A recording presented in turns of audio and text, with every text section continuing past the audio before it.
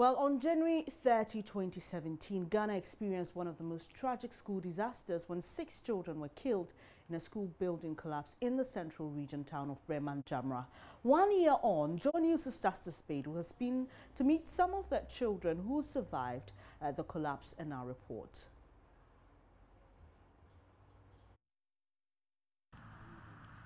The tears of a mother on her dead child's grave. She stands as if she's come to visit her little daughter. It's now a year since Shaida perished along with 5 other children who are buried in this grave.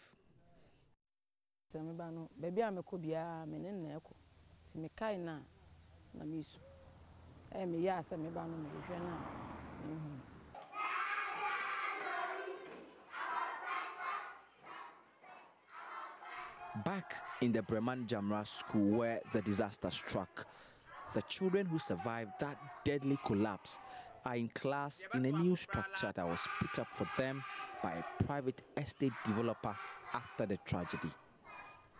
Many of them still live with the memories.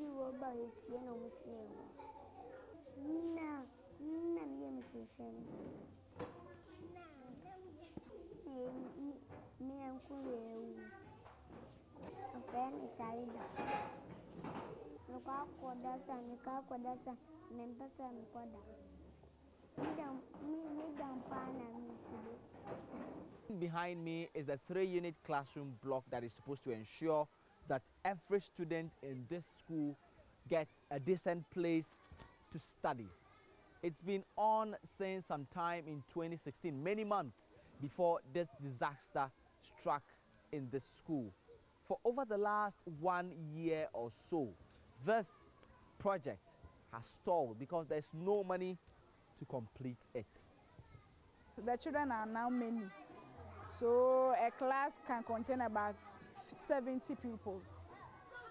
So if they complete this building, it is going to help a lot because we can divide them into 2 and then we'll be having double stream to ease that congestion in the classroom.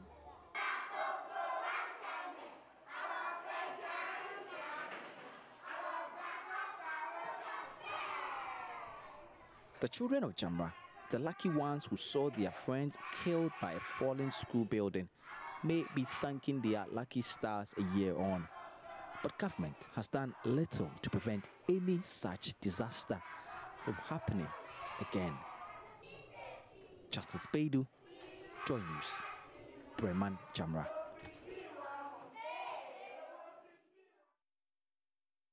A year on, we still send our condolences to the family of those little ones who died in that disaster. Now, the National Disaster Management Organization, NADMO, says it will do whatever it can to evacuate occupants in the Kaiser Flats earmarked for demolition. The organization says arrangements are being made to provide temporary shelters for some of the occupants who will not have the means of moving out before the Thursday deadline. Greater Accra NADMO coordinator Archibald Kobna was speaking to Joy News after touring the flats enclave in Tema. The flats were declared inhabitable in the 90s due to structural defects. Some occupants at the time resettled, with others defying all the warning that came after. The Tema Development Company Limited, TDC, which is embarking on redevelopment of Tema, has taken steps to develop the area into a first-class residential facility. This was, however, met with resistance through court actions against the TDC. After several court battles, the TDC obtained writ of possession to remove the occupants following a judgment delivered by the Tema High Court in 2013 in favor of the TDC. The attempt to carry out the exercise suffered another blow in 2017 when the Tema Metropolitan Chief Executive Felix Anangla and Tema Central MP Kofi Brako at the time stepped in. The occupant, after the intervention, went to court to plead for an extension of time. The court listened to their plea and gave January 2018 as a deadline for them to vacate the 4 blocks. Archibald Kobina says several occupants have already moved out, with few others with legitimate concerns hanging around. Asked to move, and some of them took the issue to court. I'm well informed that the court has given a go-ahead and a directive that Thursday at least. So we had to come and look at the place again, see the situation on the ground, and take the steps to ensure that at least people move out. And then the plans to demolition is also rolled out going forward. A lot of them have already even moved out, and some are also moving out even as we went round. We're also making arrangements, those who may not have any alternative at all, to at least look for a safe havens, so that within a couple of days they can do the arrangements and then find themselves somewhere. I think that they knew that the situation was bad way back, and I'm sure a lot of them have had opportunities to, as it were, relocate.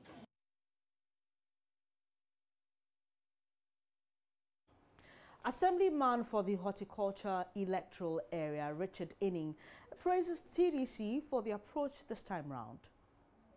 This time round, I would say we thank TDC for not taking it so harsh on us. The last time TDC came in, it was very harsh. We woke up one early morning, people that we have never seen them in our lives before came into our rooms to force us out. But when the MP, the Chief Executive, and myself, we met TDC, they gave us some time. That was from last year, June, up to December. This time round, they gave us notice, a prior notice that come 1st February, they will come and do eviction. As you've seen, most of our people have already moved. I've conscientized most of them, and everybody is aware that come 1st February, they have to move. So majority have left. While some remaining occupants of the flats are, however, blaming TDC for the current state of the Kaiser Flats. TDC for no one away when you go to Medina say, Abandana, when your maintenance be our say at him, na BB, a pedia maintenance, what catch out say, ya. What about you want rent? Woman young pony and fancy to rent, what's a dabby? It's in Yanka say, where timidation now. Oh, a year, no one can say, maintain. I'm rather crabby. I want you. See, you need to have a car. I want you to run a tree. Yeah, anybody ever come. It's a promotion. Say, every village Abahano. Yesterday, honorable Kevin, on my baby, name for a windshield. From a panachon. Miniska, Mimi Juma, Miniska, have him that had. It's a part show. Mummy and break a crack. Mass, I no more. Yes, sir, no. It's a mamma grammar or homo, or no to call baby or yare. Into young walk and buffer side like Yabaka hard day on the soil or yare. Some occupants of the Kaiser Flats earmarked for demolition. The first woman who spoke was saying that the current state of the Kaiser Flats should blame on the TDC because they wouldn't allow any maintenance work to be carried out by the residents, and the others are asking for extension of time to get another place. Well, the forceful eviction is expected to take place Thursday, 1st February. Away from the Kaiser Flats, the minority in Parliament is demanding the resignation of Finance Minister Ken Ofori-Atta. They also want President Akufo-Addo to subject him to the full rigors of the law over how he managed the issuance of the $2.5 billion bond recently. The minority says Shra's recent report on the bond issuance shows the finance minister broke the law. Let's head to Parliament now, speak to parliamentary correspondent Joseph Apukugapo. Hello, Joseph. Hello, Benny. Now, the minority make reference to a recent report by Shraj. Give us the details they are quoting that they believe should be a strong foundation on which the finance minister's manner in which he issued the bond should be looked at. So specifically, they're referring to the case in which NS Bojajemfi, the Ashanti Regional Organizer of the NDC, the Ashanti Regional Youth Organizer, petitioned Shraj to investigate allegations of conflict of interest in how the bond was issued against the finance minister. You would recall that there have been several analysis on this. In fact, the minority is making the point that they think that the analysis on the report itself has been skewed because they say the report did not vindicate the finance minister, as some persons, particularly NPP spokespersons, they say, have claimed within the media domain. And they make reference to revelations in the report that the denomination in which the bond was issued was actually the Ghanaian cedi. They say that the finance minister had repeatedly said that it was actually a U.S. dollar bond, but then Shraj concluded differently. That means the minister didn't give full disclosure on the issue. They think that's a worrying situation. They again claim that some people were made aware of the issuance of the bond even before the official opening of the bond issuance on April 3. They quote the Shraj report and indicate that that's again a breach that needs to be looked at.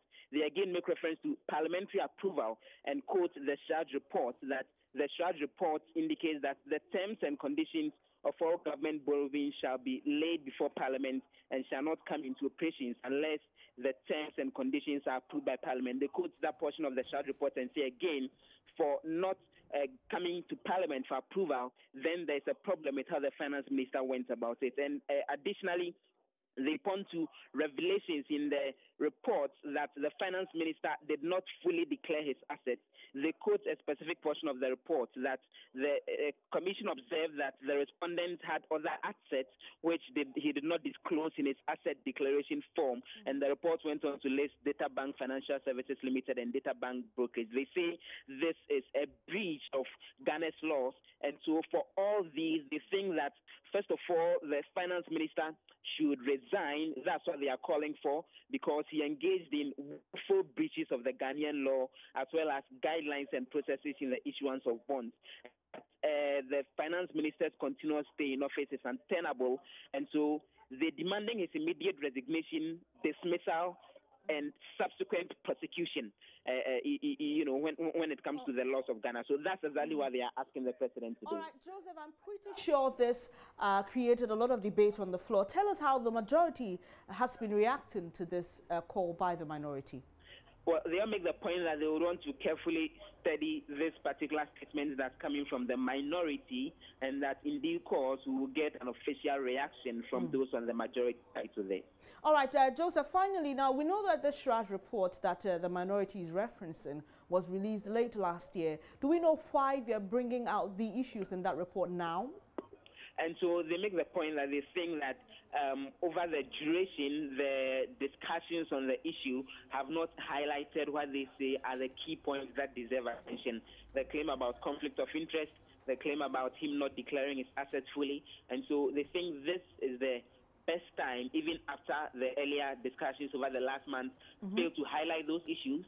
They think this is the best time for them to bring those issues out. And in fact, they've given the president of the Republic 14 days to act on what they are asking in terms of dismissing the finance minister or forcing him to resign and prosecuting him. And that if the president doesn't do that, after 14 days, they are going to invoke Article 82 of the Constitution, something they call censorship. And this is a provision in the Constitution which allows for Parliament to pass a resolution to force the president to dismiss a minister of state. And so they would move those necessary processes in parliament to get the House to adopt it, so that then the Parliament of Ghana will force the president to dismiss the finance minister. But Joseph, to invoke the powers of Article 82, they would need 2/3 of parliament, wouldn't they?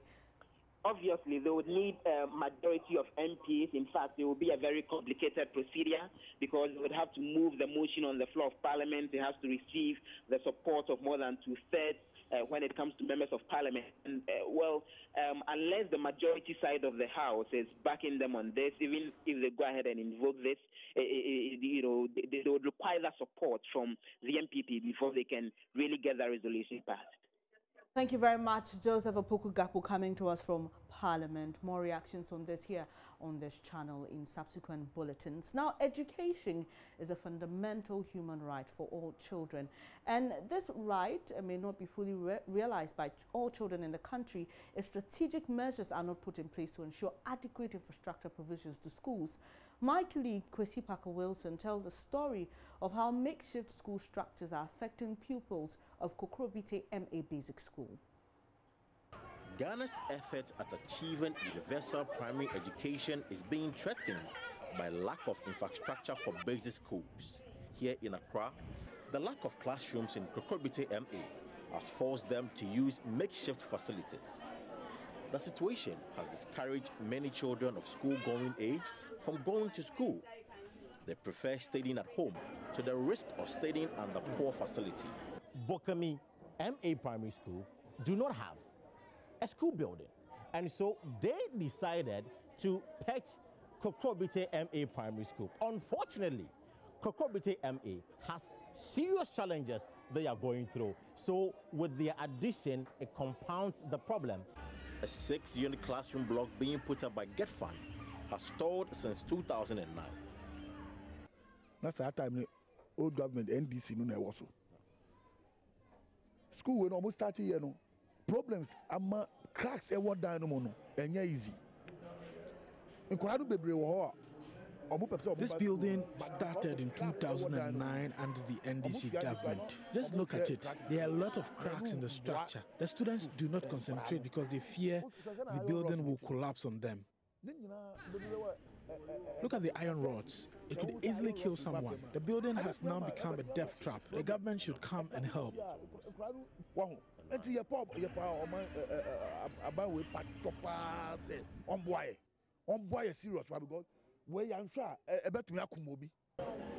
The lack of staff common room has compelled some teachers to sit on the porch of the classroom block after their period is over, and also to mark assignments. Some have managed to use one of the abandoned GetFund buildings as the staff common room. Chief of Kokrobite, Ni Ofei III, is unhappy with the development.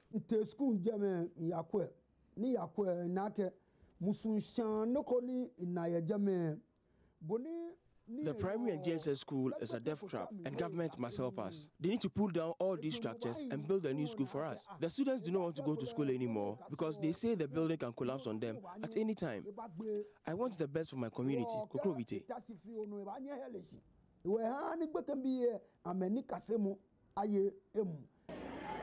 The state of the facility discourages the children from learning. Looking at the holes in the roof, one wonders whether learning can continue during the raining season. Helena Doma says it is almost impossible. When the sun is hot, we use a book or a fan to fan ourselves because of the sun. When we are writing exams, we cannot sit. When you sit in 2 or 3, someone can copy you, so you go out and go and write the exams. When it rains, we shall go to another class. When we sit here, ourselves will wet because of the roofing. So we shall go and sit at Form 3 or Form 2 or Form 1. Then when the rains come down, and then when the rain stops, then we'll come to our class to come and learn. These kids are calling for help. The authorities would want government intervention to salvage the situation. For Joy News, I am Kwesi Pakawilson, reporting from Kokrobite, Accra. Now, away from education, let's focus on roads. Plying major roads in Kumasi has become a cumbersome and unpleasant experience for motorists and commuters. Potholes leave vehicles juggling along tarred roads, whose only difference from dusty surfaces is the patch of faded black bitumen and stone chippings. What is generally even regarded as ceremonial roads cannot guarantee motorists a smooth ride. Love FM's Mona Lisa Frimpong takes us to the streets in the following report. Vehicles, especially trucks, break down at Swami Roundabout when they hit the potholes. Such instances create traffic congestion, which leaves motorists and commuters stranded, sometimes for hours before they reach their destinations. This driver echoes the sentiments of his colleagues. There are many potholes on this road. Vehicles are forced to slow down when they hit these holes. This causes traffic congestion. The Swami Roundabout road should be fixed because it is in a bad state.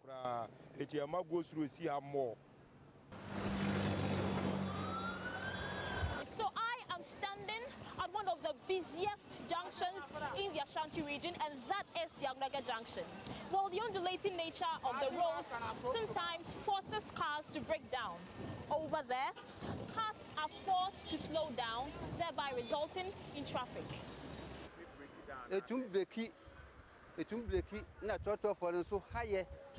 The nature of the roads makes driving on such roads rough. An example is a road from Kenya West to Junction. Drivers of the big trucks suffer when negotiating this curve. Most of the city roads are in a bad state, except the roads at Asawase and its environs. The problem tech the road from here to airport roundabout is bad. There are other bad roads aside the ones with an undulating nature. There are several others with potholes. We suffer when we use such roads. Sometimes trucks carrying bags of charcoal fall on its side when they try to negotiate this curve.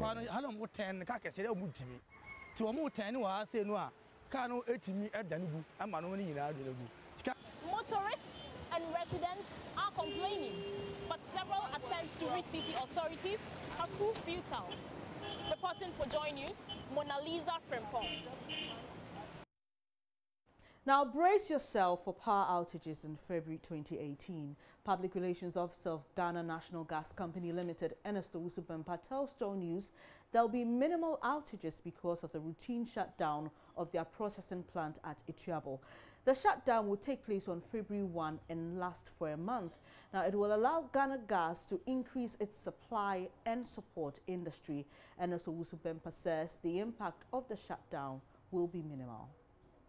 We use a planned shutdown. It's all about all the partners, stakeholders, both upstream and downstream. We sat down, we planned, we strategized, and there has been a contingency plan.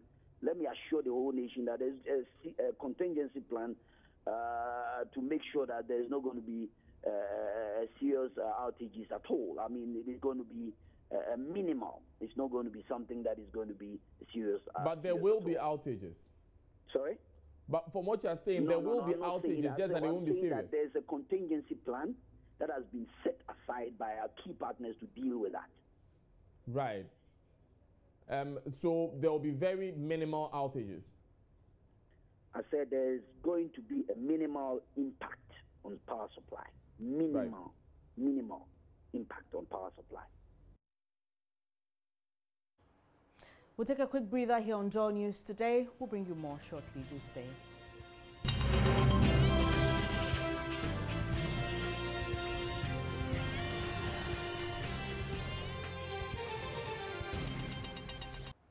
Thanks for staying on Joy News today. She was left devastated when news of her husband's death hit her on July 13, 2017. 6 months after her husband was killed by robbers at La Paz here in Accra, wife of the late constable Daniel Owusu wants perpetrators of last July's dastardly act brought to book. Margaret Bwahima Owusu, though encouraged by reports of fresh arrests made in connection with the killing of her husband, wants more support from the police service and others who made pledges when her husband passed. The mother of 6 has been speaking to Joy News' Komla Adom.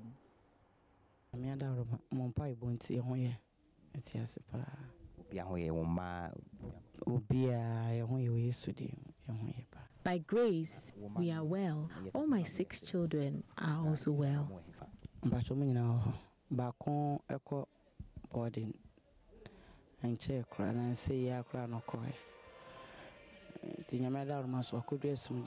The eldest is now in senior high school. The rest are with me here. Form 1, SHS 1. Now, what about the 5 others? No, or more?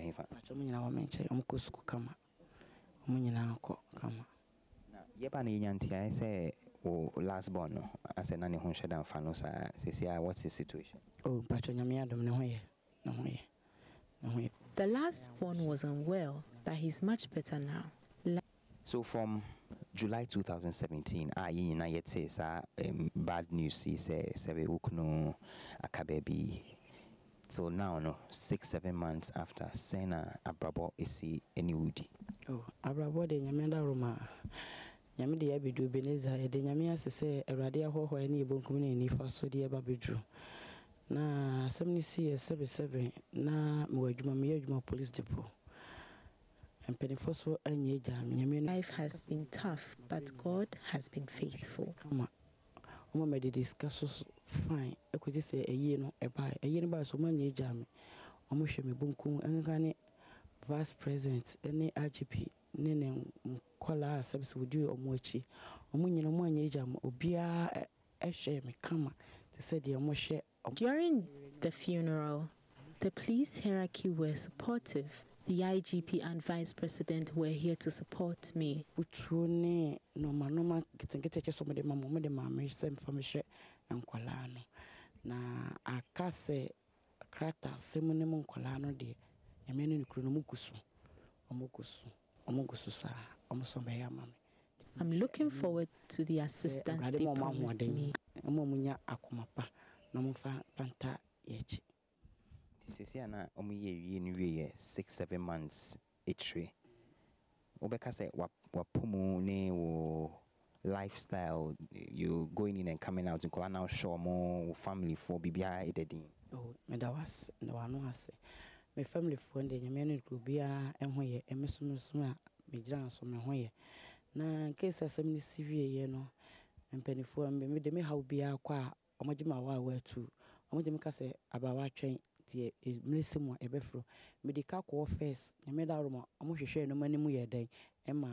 after their funeral, I have been to the police office a few times. They have promised to work on my stuff. Individuals, share Bobby near the meeting say 6 months, share bon best anquanquino, share bono, and bia or akasa or more abeboa and bibisa. Oh, Medas, Mira. I want the one to assume to when you can define at the fofo. Now, 7 years, we are over friend number now and Shatanya thing and co. Individuals made pledges, but they are yet to redeem them. Nimum title Nimicunabusia for police for Omude Menim Mershe. Bisabonti Suni do Becase Maye. But most importantly, my husband's family and the police hierarchy are my main source of hope. I'm looking forward to getting help. We are so your bonny and your wife is so unquotete, bound mess. A bind in Sabeding, Ibsum. The law will take its course. You cannot hide. Even if you do, for how long? Say. May you remember one quiet business be our baby cake or juma and the war. The law will surely deal with them. My husband's killers will not be left off the hook. Pamuchamaden, Mammy Messusa. It work a sabi daddy. Kader dinner because I am papa yen and niece of Babby tree. 10 years. Despite his pleas for mercy from the robbers, they still went ahead to kill him. I think too. And I'm so today I bet you mum the Yamia say at your name mum or mushroom minifa. He was working for God and country. Aqualan. It is service of you no anyway. Namen Coabed and Mahandre as a piscababede, Abisha Aqualan or the hospital. Tinehame Pamio Rishimus say Abino Mupiti. Only last week, I heard some 5 suspects had been picked up. I am hopeful they will be brought to book.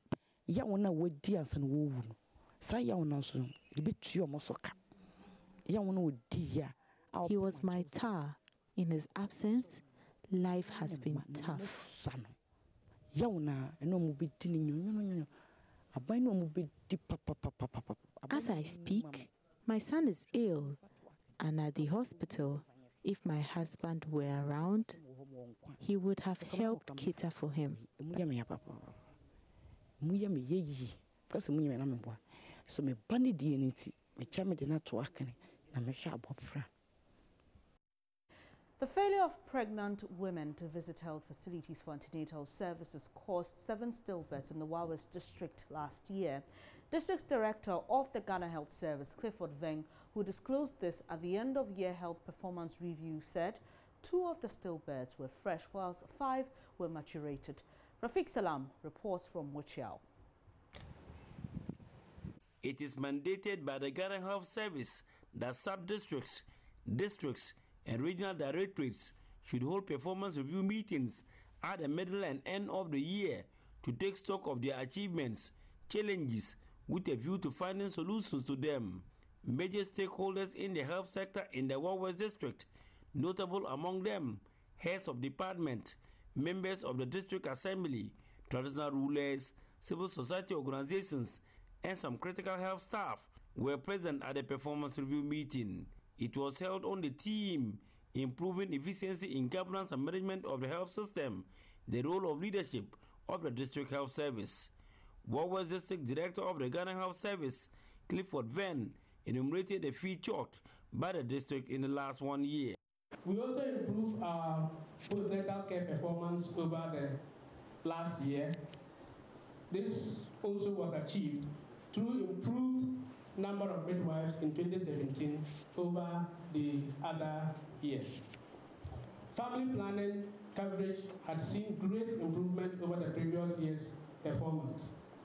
This was increased from 34.5% to 42.8%, with a target set at 60%. Clifford Venn was, however, not enthused by the number of 7 stillbirths recorded in the district.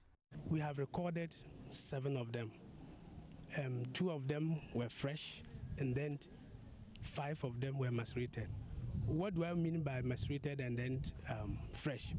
The macerated one means that before the baby came out of the mother's womb, the baby was already dead, and then the baby got rotten. The still is that the mother has given birth, the baby came out looking very fresh, but then there was no life. The baby was gone. What are the reasons behind this? For the macerated, what it means is that the mother was not attending ANC services. She was not coming to our facilities when she got pregnant. She delayed in coming to our facility. So whatever was happening to her and the baby, the mother was blinded to that. So she got to the facility, and then that was what we discovered. But for the stillbirth, which is fresh, I would say that the reason could partly be from the health workers. If we also delay in our interventions, this one can also occur. Wawes District Chief Executive Edward Labiru Sobo commended staff and nurses at the Health Directorate and the various health facilities across the district for working to improve on the health conditions of the people despite the challenges confronting them. He pledged a commitment of the Wawes District Assembly to expanding the infrastructure base of the health sector and making it vibrant to be able to deliver the quality service to the people. This explains why we are committing a lot more resources to ensure the immediate completion of the children's ward at the hospital and the construction of many CHIPS compounds across the district. It is gratifying to know that very soon we shall finish existing 5 CHIPS compounds as well as the children's ward under construction. We are in the process of working to hand over a semi-detached bungalow for the occupation of doctors and health professionals posted to the district. We shall also commence the construction of more doctors' bungalows and nurses' quarters to further improve the infrastructure base of the district. Reporting for J News, Rafik Salam, Wuchao. It's now time for business news. Emmanuel Abuajariafe is standing by.